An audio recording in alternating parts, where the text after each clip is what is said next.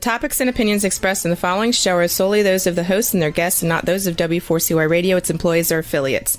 We make no recommendations or endorsements for radio show programs, services, or products mentioned on air or on our web.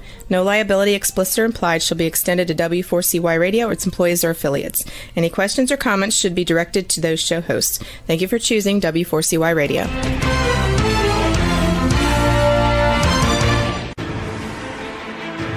What's working on purpose anyway? Each week, we ponder the answer to this question. People ache for meaning and purpose at work, to contribute their talents passionately and know their lives really matter. They crave being part of an organization that inspires them and helps them grow into realizing their highest potential. Business can be such a force for good in the world, elevating humanity. In our program, we provide guidance and inspiration to help usher in this world we all want, working on purpose. Now, here's your host, Dr. Elise Cortez.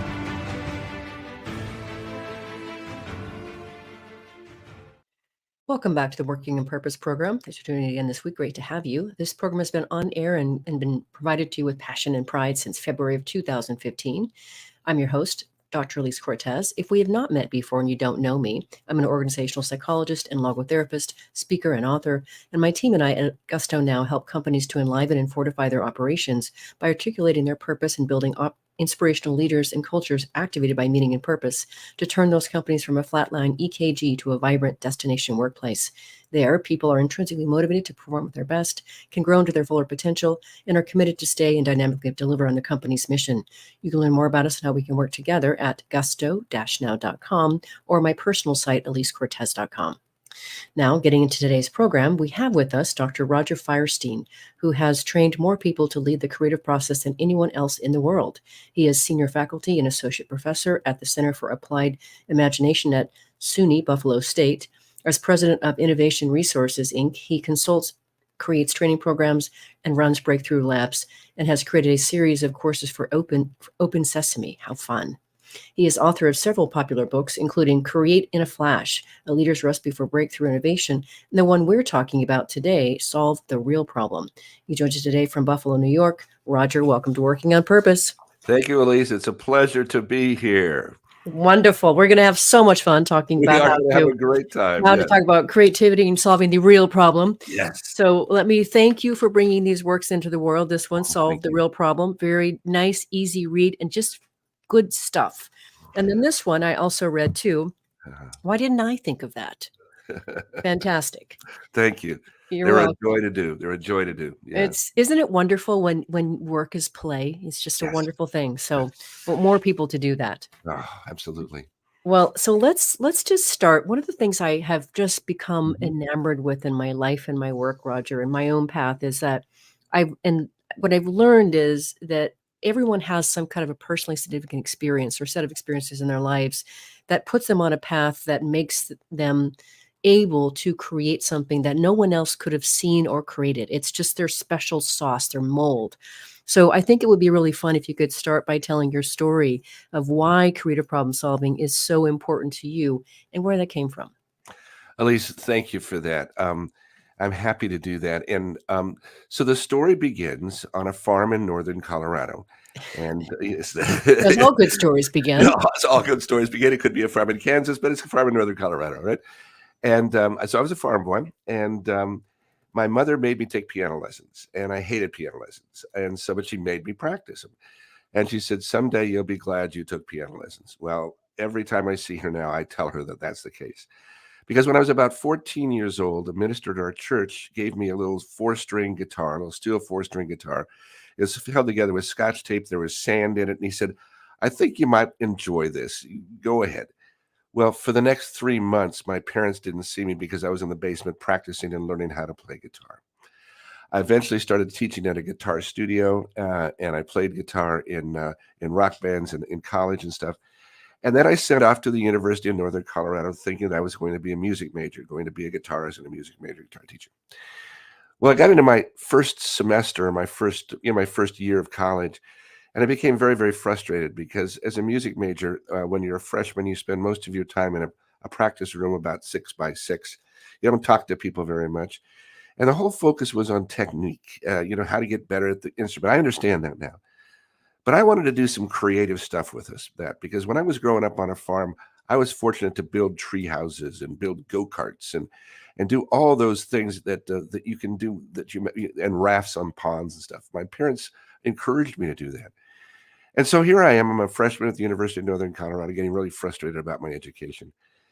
And I came across this program called the Individualized Education Program. And essentially, it was you take a couple of classes, but then you meet with a faculty mentor every week to design your own education. It was based on the English model, the Oxford model. So I began working with a young anthropologist who's also a musician, a sculptor, a sailor, a horse farmer, my goodness, a piano tuner, just a real Renaissance guy. And I thought I was going to focus on creating guitar studios or something like this. And then I noticed something. I noticed that my younger students were really getting bored playing the guitar, like, 2 or 3 notes on the E string. It was just awful for them. So I had the idea. I thought if I could get my students to get more creative, they might enjoy their music more. And so I started reading about creativity. And I think I kept the University of Northern Colorado bookstore in business in the summer of 1976 because I read everything I could possibly find on creativity. And in the spring of 1977, it's April, I'm at my parents' house. As I'm reading through the literature and looking at the bibliographies, there's 2 names and one place that keeps coming up consistently in the literature.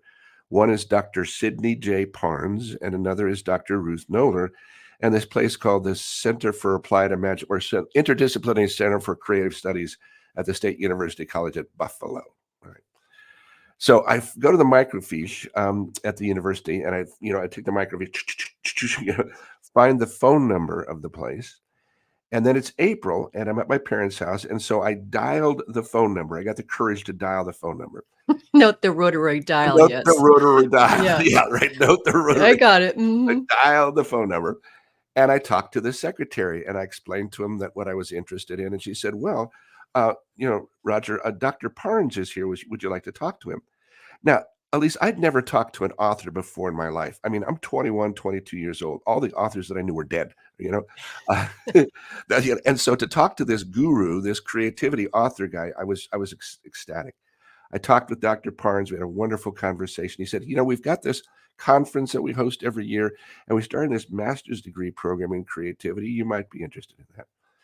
So I hung up the phone. I ran up the stairs. I said to my mom, Mom, I just talked to Sid Parnes in Buffalo, New York. Do you know what she said? She said, "What? You made a long-distance phone call?"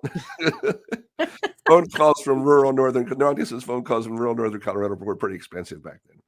Well, I went out that summer in April, in June, to attend the creativity conference and take a course, and I was on fire. And when I got back, my mom and dad said that's all you could talk about was your work in creativity and what was going on. And so I finished up my degree at the University of Northern Colorado, moved out to Buffalo in June of 1978, got my master's degree in creativity studies in 1979. I think I was about the 7th person to do that.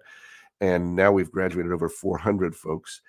And that's gone from there. So I was on faculty from 1984 to 1994, and then went part-time to work on my consulting business. And now I've formally retired, so I'm associate professor emeritus, but I'm far from retired. And so Please don't retire. We need you. This is so much fun. Why would people retire to do stuff that they love to do? Why would you not keep doing the stuff that you love to do? So I'm having the time of my life, and I really appreciate this interview, Lisa. Oh, you're so welcome. What a great way to start. I love it when people are passionate about what they do, and that's such a great story about how you got into creativity. And the thing that I find so interesting about your work, why it's so compelling, and one of the major reasons I wanted to have you on the program, and I align with this, and this is so interesting what you say, is you say, we have been taught to find answers to problems, not to question the problem itself. Mm-hmm.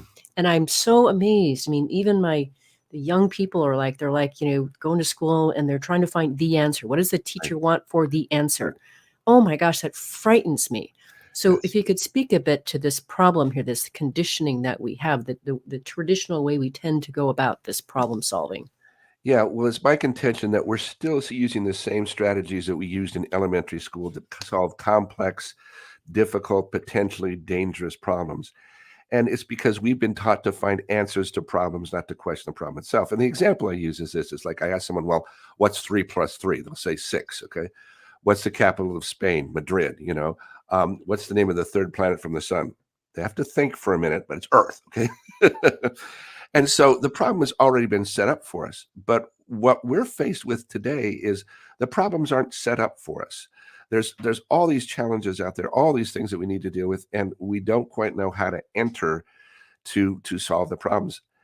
And an example of this might be I did one of the folks that we talk about in the book did a study where they combined engineering students and art students.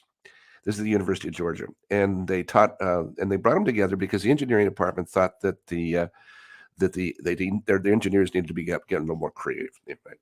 And so at the end of the semester, so one week they taught them engineering skills, engineering problem solving skills. 1 week they taught them artistic problem solving skills. At the end of the semester, they have their presentation in front of the engineering faculty and the art faculty. And this one young engineer stands up and he says, I don't think I learned anything in here because they taught us to find problems to solve. But when I go out and become a practicing engineer, my clients are just going to give me the problem. I'll solve it. The head of the engineering department, a very distinguished man, stands up, my friend says, stands up and yells. He goes, no.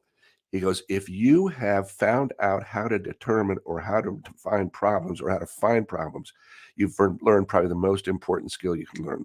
Because problems aren't going to be presented to you. You're going to have to discern how to break them apart, how to find an entry point to solve them. So we haven't been taught that way. And so what this book focuses on is giving you some methods to help you discover what the real problem is. Mm-hmm.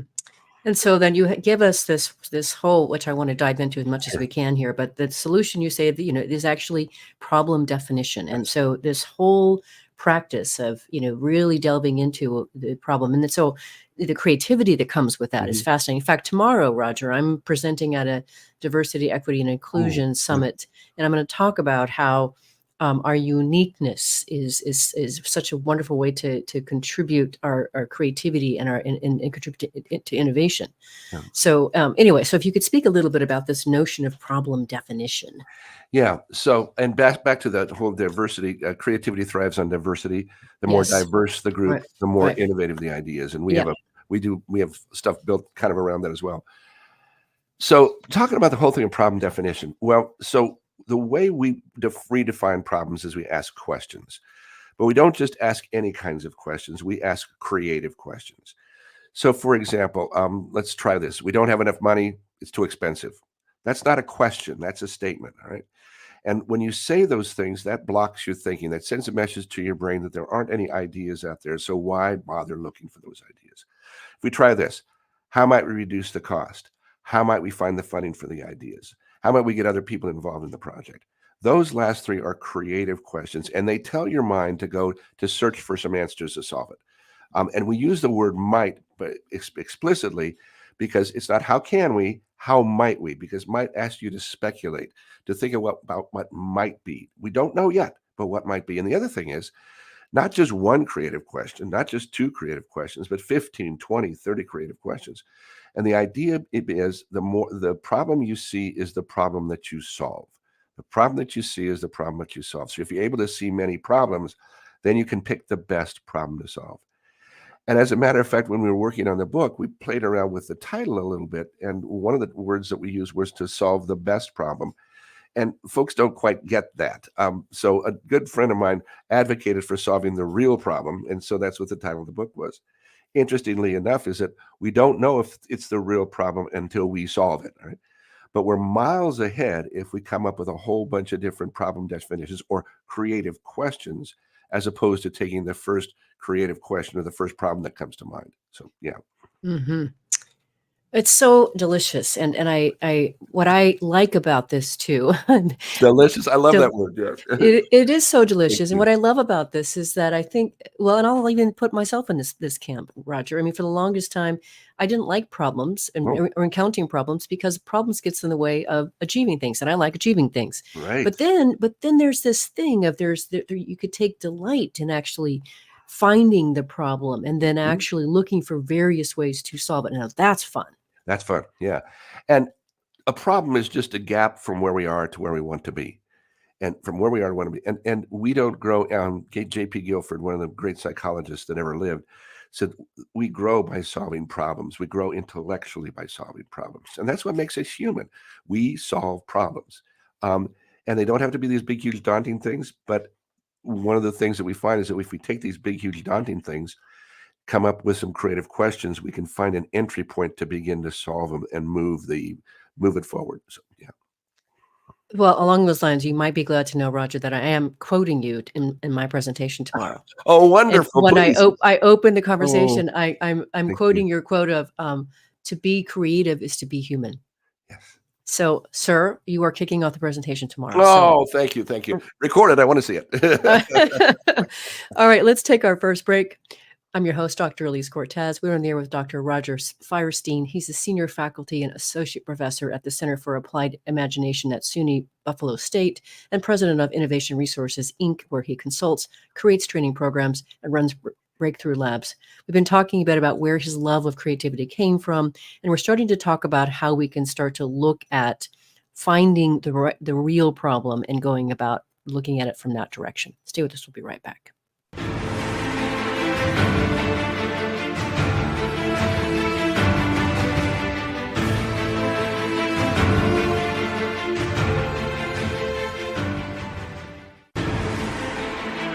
Dr. Elise Cortez is a management consultant specializing in meaning and purpose, an inspirational speaker and author. She helps companies visioneer for greater purpose among stakeholders and develop purpose-inspired leadership and meaning-infused cultures that elevate fulfillment, performance, and commitment within the workforce.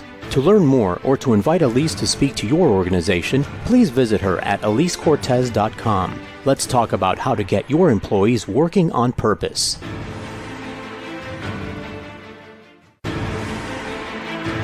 This is Working on Purpose with Dr. Elise Cortez. To reach our program today or to open a conversation with Elise, send an email to Elise, A-L-I-S-E, at elisecortez.com. Now, back to Working on Purpose.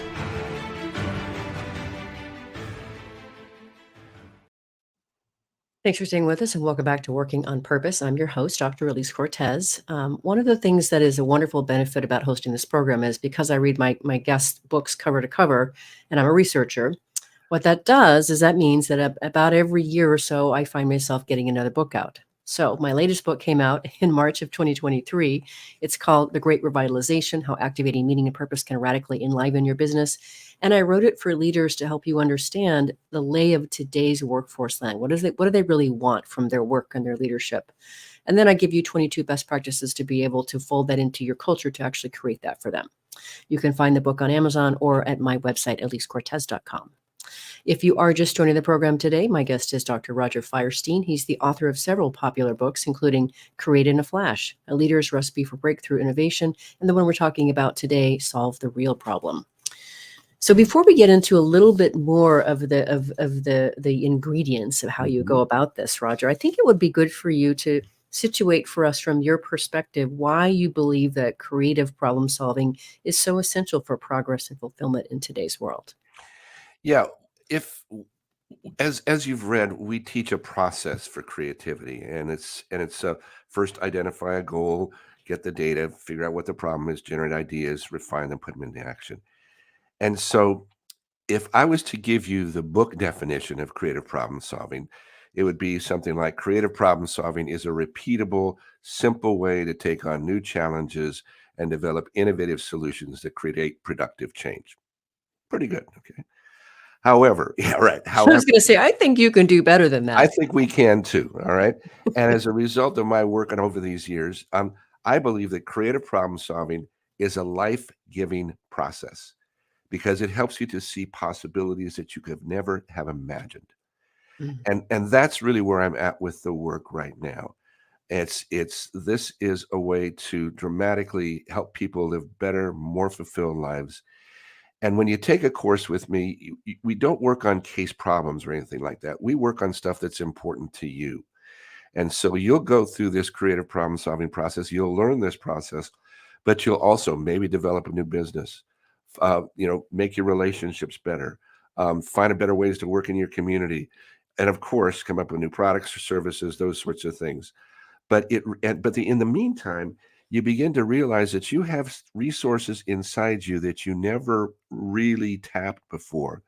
And you also realize how important it is to work with a diverse group of people so that you can come up with a diverse bunch of ideas. And so that being the case, when people leave a workshop or one of the programs that I do, you can, and the reason why I still do this work is because you can see the light bulbs going on. Yeah, totally.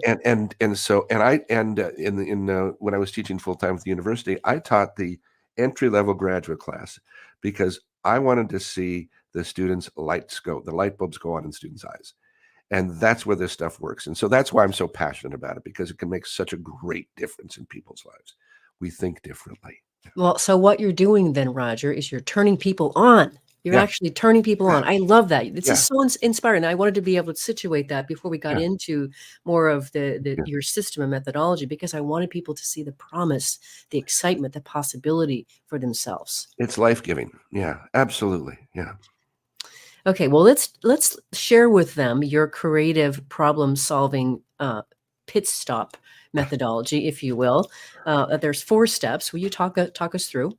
Yeah. So the first step, let me talk you through the 4 steps, then let me talk about what makes it happen. Okay. Yeah. So the first step is clarify the problem. Let's figure out what the problem is. Once you've clarified the problem, generate ideas. Once you've generated those ideas, develop those solutions. Once you have developed solutions, put those ideas into action. So clarify the problem, generate ideas, develop solutions, plan for action. Now, that is sort of a natural pattern of thought. That's kind of the way we think. And if we go back and take a look at the early studies of creativity, that's kind of the way it shook out. Figure out what the problem is, get some ideas, make the idea better, put it into action. What we're able to do now is do that deliberately and explicitly. And so if you take a look in the book, we have little diamond diagrams. Okay? Yes. And, yes. Yeah. And those indicate diverge, come out with lots and lots, and then converge.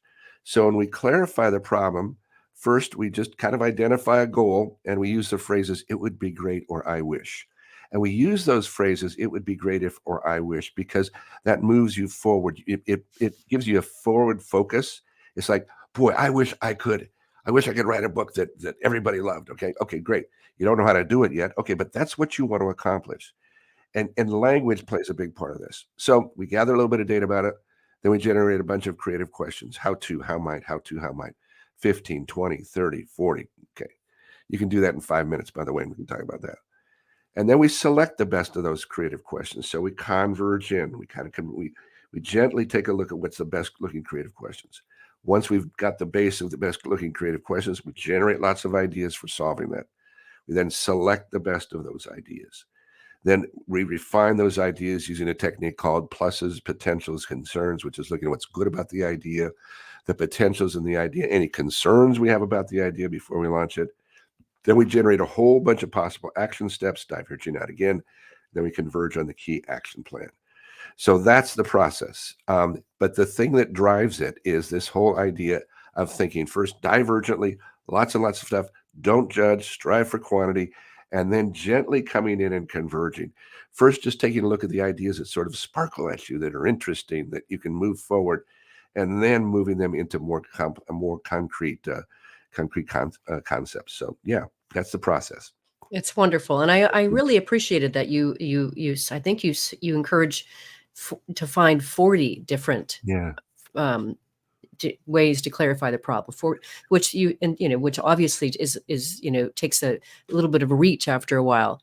And I like that, though. And you even say that oftentimes the bottom third are the more interesting ones, the more useful, creative ones. Yes. Well, one of the research and some of the research that we've done, we counted the number of ideas the groups came up with, and then we kind of took a look at the nature of those ideas. And about the first third were the usual ideas, usually the ideas that people had thought of before. Yeah. Okay, we got those out. Okay, great. The second third, people get a little goofy. They've lost they're into different new territory now. And those can be kind of the goofy ones that might create some breakthroughs. But it's the third when people start to build off of the other stuff, that's where the new innovation comes. That's where the new ideas come from. And so I tell a group, if you're sitting around generating 10 or 12 ideas and you think you're getting creative, you're not. Yeah. because creativity comes in the stretch. Innovation comes in the stretch. So, yeah, it's not difficult to do that. I mean, 5 minutes is easy to generate 40, 50 ideas. So, Mhm. Well, and that's where I wanted to go next is yeah. one of the things that I also found really encouraging as somebody who tends to be a little impatient, and I like my Mhm. to-do list is always way longer than how much time do I have to do I, anything, right?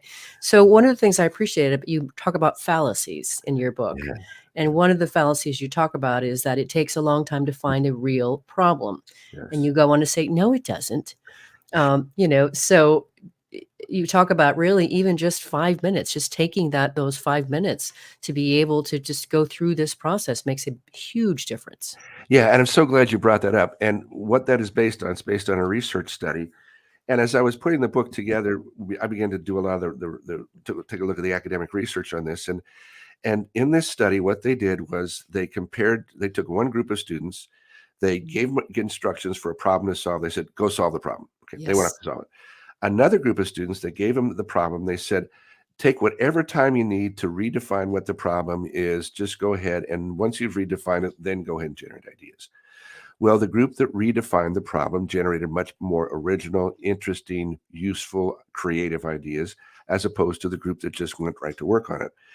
And so when I read the study, at least it was like, well, that's interesting, but how much time did they give these people to redefine the problem? And I knew the researcher, and so I emailed Mark and I said, what was the time frame on this? And he said, well, Roger, he said, we really didn't give them a time frame.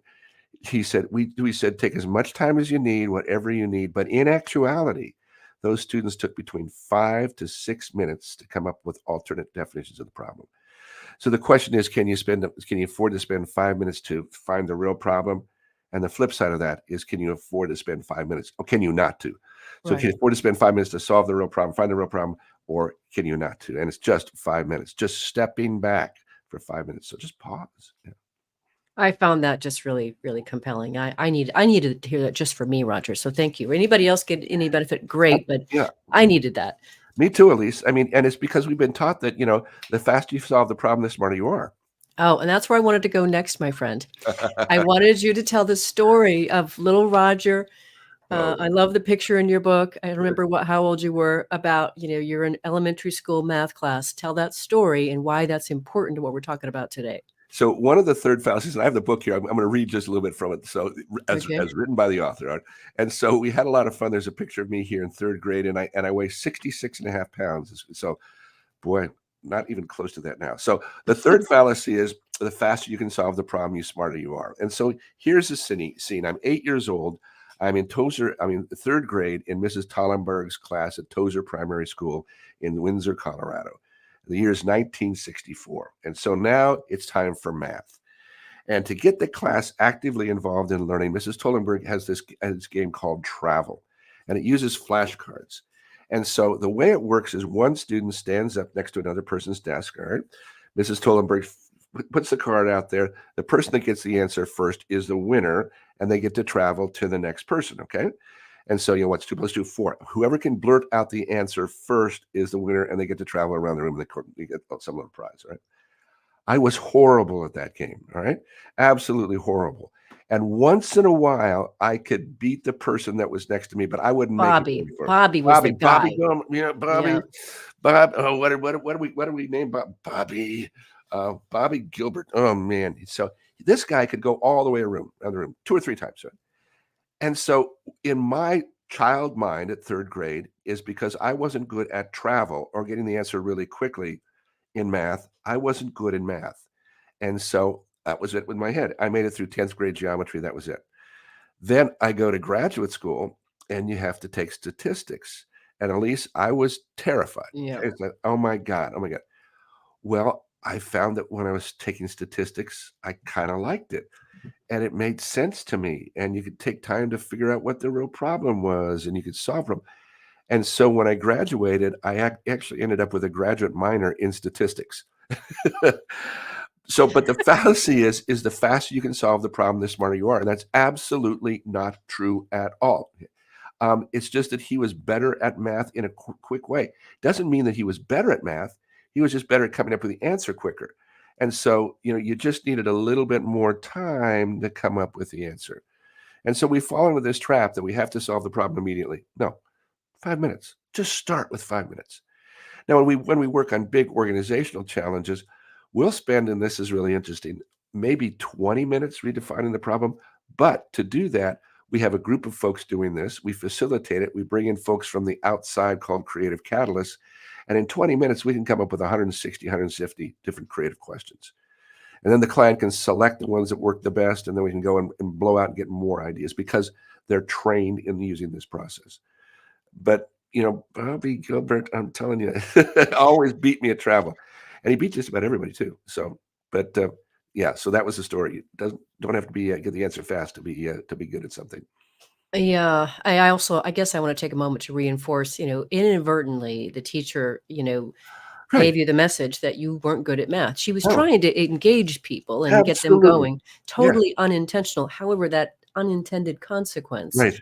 it can happen all the time inside organizations with leaders. And so, being mindful of how you're stewarding this creativity process and encouraging people and such, so important. And learn. Yeah, to her credit, I mean, she was trying to do her best to engage students with it, using what she had at that time. It was engaging, but I wonder what about what the kid thought that never got to stand up? Exactly. Who never got to stand up, and what's going on with their head Exactly. or his head. Exactly. Yeah. Exactly. That's the point I was trying to make. So, I just appreciate. I'm so grateful that you found statistics later on in life, so that you could have that improper mindset or belief eradicated or Yeah. removed or Yeah. rewritten. So we Yeah. all need that, as you know. We need to Oh, yeah. rewrite our tapes. Yeah, and we need to unlearn things too. Yeah. Unlearn things. Absolutely. That is critical. We talk about it in this program quite a bit. So on that note, let's let our listeners and viewers think about what they might need to unlearn while we take our last break. I'm your host, Dr. Elise Cortez. We've been on the air with Dr. Roger Firestien. He's a senior faculty and associate professor at the Center for Applied Imagination at SUNY Buffalo State and the president of Innovation Resources, where he consults, creates training programs, and runs breakthrough labs. We've been talking a bit about his methodology to getting to the real problem and to generating ideas, etc. After the break, we're going to continue on. We're also going to talk about a way to get this insight in an organization in a way that really, really lifts and informs the culture. Stay with us. We'll be right back.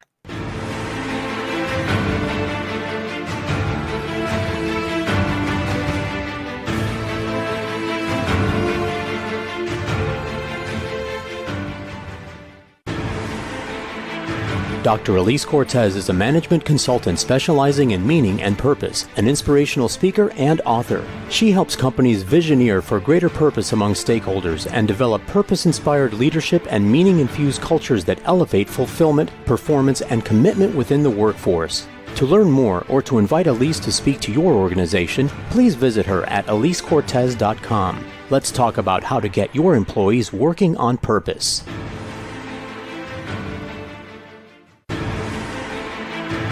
This is Working on Purpose with Dr. Elise Cortez. To reach our program today or to open a conversation with Elise, send an email to Elise, A-L-I-S-E, at elisecortez.com. Now, back to Working on Purpose.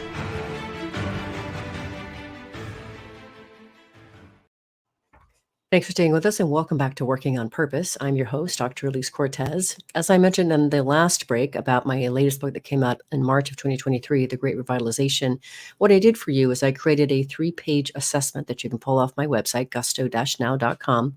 And you can then use that to determine the extent to which your workforce or your workplace is ready for today's standards, to the extent that it really is a destination workplace. So you can find that there.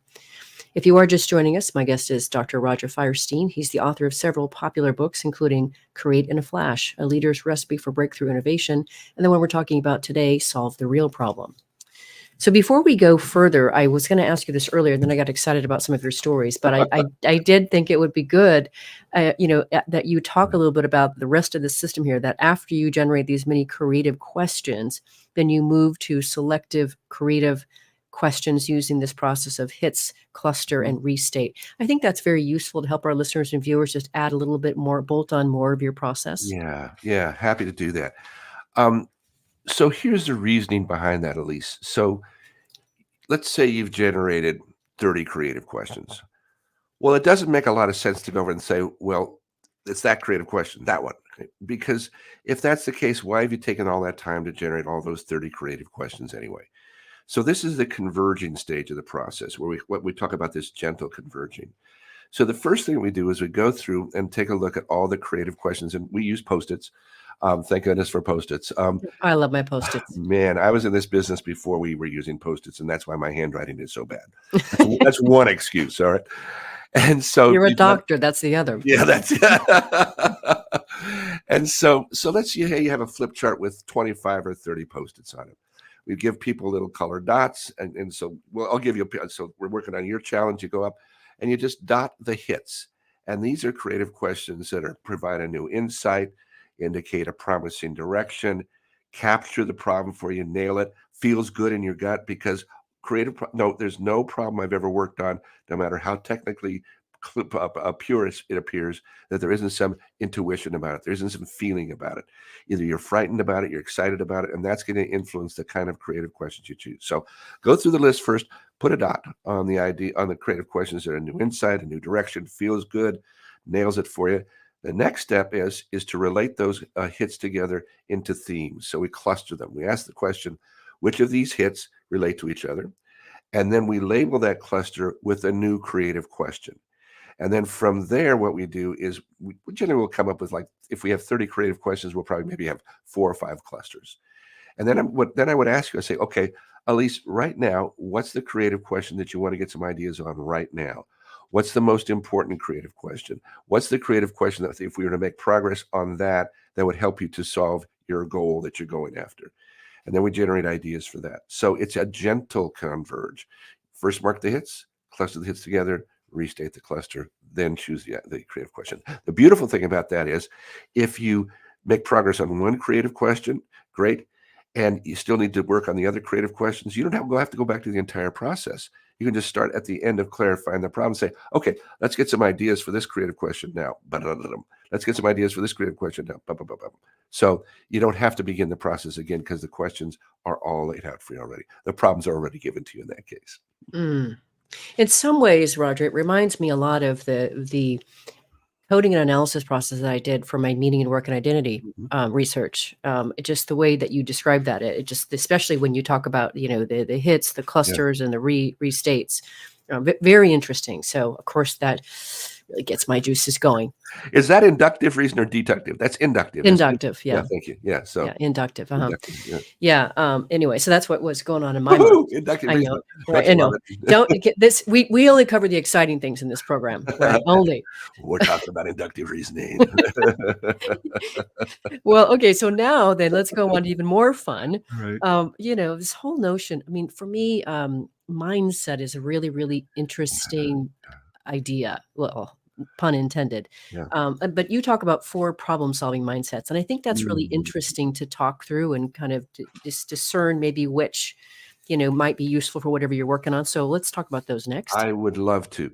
So the way we did the book, and if we get time, I'll talk about the genesis of the book. But the way to answer this question, the way we did the book is I interviewed people from business, medicine, education, aeronautics, aviation, manufacturing, finance, everyday life. And I asked them one question. I said, can you give me an example of a problem that you were working on that really wasn't the problem at all?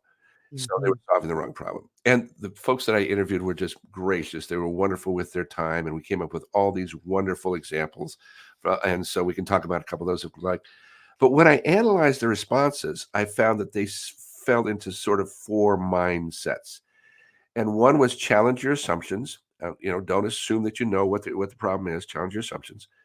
The second one is to get an outside perspective. And the way you solve that is you get other folks involved. You build on the diversity that you're talking about. So challenge your assumptions, get an outside perspective. Now, the other 2 kind of use a visual example. So one is see the big picture, look broad. And then the opposite of that is look for all the details. And so those mindsets work together. But if you can say, look, can I challenge my assumptions here? Or am I looking at the big picture? Am I seeing all the details? You can sort of ask yourself that. Am I really getting an outside perspective? And so those were how those mindsets settled in. And so that's how we organize the last half of the book, and we tell stories that focus on challenging your assumptions. Looking at the big picture, getting all the details. Yeah. Okay, so I'm going to dial into two pieces here. One thing that I really want to call out, and under the get an outside perspective that I thought was really useful, and I want to champion here for our listeners and viewers, is you talk about how some organizations, in order to make sure that they create that diverse sort of workforce, the diverse sort of perspectives, they hire 25% of their new workforce without industry experience. Yes. I can't tell you how often in my early recruiting days, 25 years ago when I started, they'd always say, "Oh, they don't have telecom experience. We can't hire them." Right. I mean, just crazy. So I want to bring that home as, hire outside your industry. If you want to Absolutely. if you want creativity and innovation, start there. Because they don't know what can't be done. They don't know Yeah, what they can't be right. done. They don't assume, they haven't been taught all the ways that it can't be done. Right. Can't. Right. Okay, now you got to tell the story. I love the story of the Boeing engineer and the windshield wipers. You got to tell that story. Oh, I love that story. So the story goes like this. In the late 1970s, a young engineer named Scott Kempshaw gets a job for the Boeing goes to work for Boeing, and he's assigned to the 747 cockpit crew. And on the fourth day of work, this mechanism lands on his desk, and it's got an arm sticking out on a windshield wiper, and there's some motors and stuff. And it was the windshield wiper for the 747.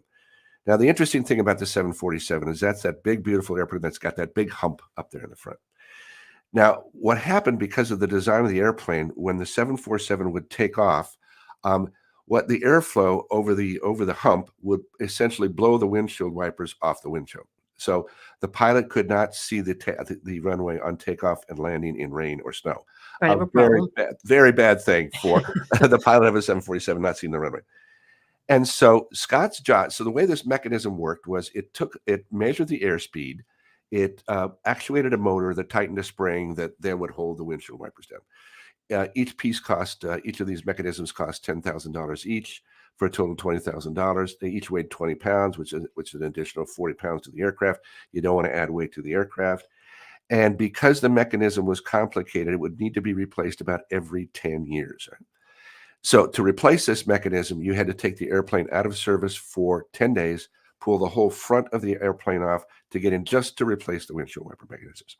Okay, it's Scott's fourth day of work, all right? He's getting a tour of the Boeing plant. And he said, Roger, I walked into the 747 assembly building. He said, first off, the buildings are so big that clouds form in the ceiling of these things. I remember you saying that. That was amazing. God. Yeah, amazing. And he said, Roger, I was just awestruck. Here's a 747 just about ready to come off the line, and another one, and another one, and another one, and another one, and another one. So here's young Scott Kempshaw walking through the plant with his guide, and he comes upon this bin of scrap metal. And he said they were kind of curved and they kind of looked like a little scoop to me. And so he asked his guide, he said, well, what are these? And his guide said, well, we had a railing that was a little too long in the design. We had to clip this off. And so this is just scrap. And Scott goes, well, can I take a couple of those? And his guide goes, yeah, we're just going to scrap this stuff. So Scott said he had an idea. And he said, they looked like little scoops to me. And so what he did was he mounted it on the windshield wiper. And they put it in the wind tunnel. And he said if they looked like little scoops, and his idea was as the air pressure would go over, it would push this little scoop or this little sail down on the windshield. Tried it once, didn't work. All right. Tried it another time, didn't work. Finally, he adjusts these little scoops, these little pieces of scrap metal on the windshield wipers. And he said, we tried rain, we tried snow, anything. We could not get them to raise off the windshield wipers. So this was a scrap piece of metal. It's called a flow spoiler. All right. It is on just about most commercial aircraft right now because it's so effective. And it looks kind of like a little sail. It sits on the windshield wipers of the 747. And now when the airplane takes off, the air pressure just naturally pushes it down. Right? So if we run the numbers out, and it's something like, to change the lifespan of the airplane was 30 years. Boeing made about 1,500 of these. So if it takes every about 10 years, you have to replace the mechanism. So that's about $300 a mechanism, $300,000 a mechanism. The number in $1980 is like $480 million to replace the windshield wipers in the fleet. Now it's like $1.4 billion just to replace the windshield wipers in the fleet. And with Scott's design, it can be replaced in about 2 hours for $2,000. So it saved the airline industry billions of dollars. And the other thing is it kept 3.5 billion people safe. Yeah. Yeah. Let's not underestimate that. Yeah. Oh, So, well, so the moral of the story there, right? And fresh eyes, fresh perspective. And he was given, and that's where I want to go next. He yeah. was given the rein to do this, given the opportunity to go and work on this. And that's where I want to go. Okay. I love what you talk about in this book. But in order for this to be able to happen, in order for Scott, the Boeing engineer, to be able to do this, there had to be the right air in the organization to do that. And you talk about 4 aspects of that. And that's, since we also do a lot on the show to be able to help develop organizations and leaders to create them as such, let's talk about how do we make the air right? How to make the air right. And we can talk a little bit more about what we mean by making the air right if we have time. Yes. But there's 4 things. And one of the things that we did is we used this when we helped Mazda Motor Manufacturing USA put their plant online in the late 1980s and saved them about $60 million in plant startup. So there's several things. One is, first, people need to have creativity skills. They need to know how to be creative, like what we're talking about. And then there's the environment. So you can't just give creativity skills and say, okay, here, just go. You have to create an environment that supports that. So one is a commitment to improvement. And so what happens most of the time is when people are hired for a job, it's like, here's how to do the job, go do it. Right. It's not like, here's how we do the job now, but your job is to make it better, do it better, make it quicker, okay, improve on the job. So a commitment to improvement is part of the environment. A mistake-friendly attitude. Huge. If you take a look at Scott, he made a mistake the first few times, and the second time, and the third time, and the fourth time, and maybe the 10th time. But when he tried it out, eventually the thing worked, and it still works. Values, employee input, insights. Organizations, people want to feel valued, and they want to see that they make a difference in the organization. And so first, you need creativity skills. You need an environment that supports that, which consists of a commitment to improvement, mistakes-friendly attitude, values, employee attitude, insights, and then application. Once you apply that to an organization, the output is an innovation output. But you have to have all of those things there to make it work.